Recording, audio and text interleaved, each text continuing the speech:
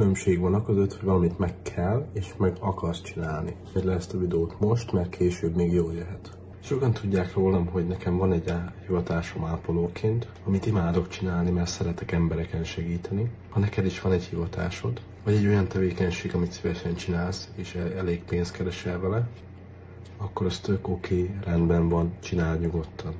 Viszont azt is tudom, hogy rengeteg vannak olyanok, akik vagy nem szeretik azt, amit csinálnak, és nem is keresnek vele eleget. Vagy éppen szeretik, amit csinálnak, csak nem keresnek vele eleget. Vagy épp a folyamat, vagy az egyik, vagy a része, vagy a másik része hiányzik. Nektek van egy jó hírem. Én találtam egy olyan lehetőséget, amivel tudok segíteni embereknek, hogy több pénzt tudjanak keresni, esetleg kiváltsák a munkahelyüket, hogyha nem szeretik, amit csinálnak. Mindezt elérhetik már napi 2-3 óra befektetett munkával, rugalmasan a mostani tevékenységük mellett. Úgyhogy ha érdekel, hogy hogyan,